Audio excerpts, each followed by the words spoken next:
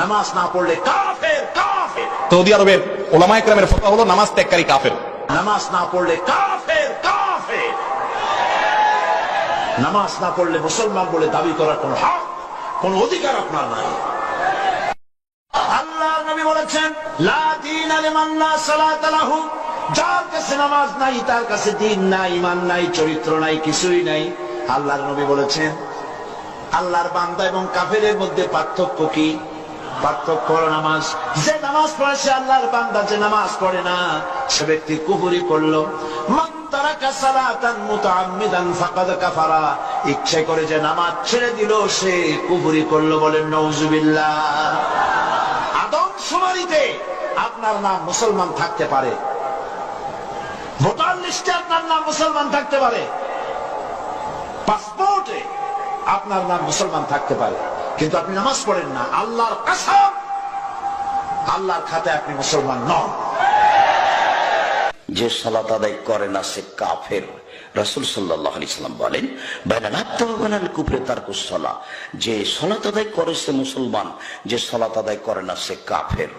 উলামায়ে কেরামের ফতোয়া হলো, যদি এই বেনামাজি, যদিও তিন ধরনের বেনামাজি আছে, এক ধরনের সালাতকে অস্বীকার করে, আর এক ধরনের জেনে বুঝে ইচ্ছায় স্বেচ্ছায় সবকেনে সালাত পড়ে না।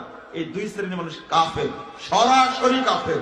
ওর নাম আব্দুল্লাহ হলো কাফের, আব্দুর রহমান। এই পয়েন্টটা ভালো করে মনে রাখবেন। কোন জায়গায় কোরআনের একটি আয়াত অথবা রাসূলুল্লাহর হাদিস দেখাতে পারবেন না যে বেনামাজি মুসলিম এই কথাটি আছে। আমরা যদি কোরআন কারীম এবং সহিহ হাদিসের আলোকে চিন্তা করি, তাহলে স্বীকার করতে বাধ্য হব যে নামাজ যিনি পড়েন না ইচ্ছা করে, তাকে মুসলমান বলে গণ্য করা কোরআন এবং সুন্নাহর আলোকে খুবই কঠিন। এটা অনেক হাদিসে কোরআনের আয়াত ওটা বোঝায়। মুসনাদে আহমদের একটা সহজ ছোট্ট কথা, যে সাহাবায়ে কেরামগণ কোন পাপের কারণে মুসলমানকে কাফের মনে করতেন না। মুসলমান পাপ করতে পারে, কিন্তু নামাজ তরককারীকে তারা কাফের মনে করতেন। আল্লাহ রাসূল সাল্লাল্লাহু আলাইহি ওয়াসাল্লাম বলেছেন, মান তারাকা সালাতা মুতাআম্মিদান ফাকাদ কাফারা, কেউ যদি ইচ্ছাকৃত সালাত ত্যাগ করে তাহলে সে কি কাফের হয়ে যায়। রাসূলুল্লাহ সাল্লাল্লাহু আলাইহি ওয়াসাল্লাম বলেন, আল আহাদুল্লাযী বাইনানা ওয়া বাইনাহুম আস-সালাত, আমাদের মাঝে এবং অমুসলিমদের মাঝে মূল পার্থক্য হলো সালাত। সৌদি আরবের ওলামায়ে কেরামের ফতোয়া হলো নামাজ ত্যাগকারী কাফের, মুসলমান না। রাসূল সাল্লাল্লাহু আলাইহি ওয়াসাল্লামের যুগে যারা মসজিদে না আসতো, সাহাবীরা তাদেরকে মুসলমান মনে করতেন না। মুনাফিকরা পর্যন্ত মসজিদে এসে হাজিরা দিতে হতো, কারণ মসজিদে না আসলে মুসলমান হিসাবে গণ্য হতো না। ইচ্ছাকৃত জেনে শুনে ঠান্ডা বিশ্বনবী ইন্তেকাল করবেন, রুহু বের হয়ে যাচ্ছে, দুই তিনটা শব্দ বললেন, এর মধ্যে একটা ছিল সালাত। আর সালাত, উম্মতেরা নামাজ, নামাজ, নামাজ ছেড়ে দিও না, আমা মালাকাত ঈমানুহুম।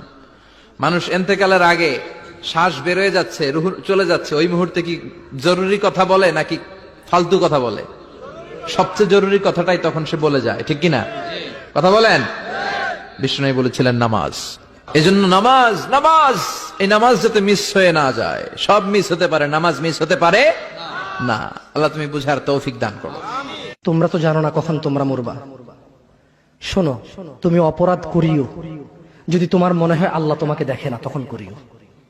তুমি অপরাধ করিও যদি তোমার মনে হয় আল্লাহ তোমাকে জিজ্ঞেস করবে না, তুমি নিশ্চিত বেঁচে যাবা।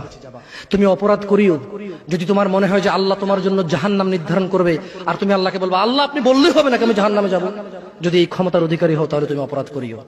তোমাকে বলি, মহিলা, মা, বোন, চাচা, চাচি, নামাজ ছাড়া মানুষ মুসলমান থাকে না। ওয়াল্লাহি আমি বলছি না কোথায় বাঁধবেন, তর্ক পরে। আমি বলছি আপনি নামাজটা স্টার্ট করেন।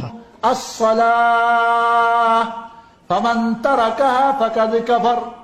একজন মুমিন আর কাফেরের মধ্যে যে অঙ্গীকার দিয়ে পার্থক্য, নামাজ, যে নামাজ ত্যাগ করে সে কাফের হয়ে যায়। নাউজুবিল্লাহ। মুসলিম শরীফে হাদিস, বাইনাল আবদি ওয়াল কুফরি বিশিরকি তারকুস সালাহ। একজন মুমিন, একজন মুসলিম, একজন কাফের আর মুশরিকের মধ্যে পার্থক্য নামাজ ত্যাগ করা।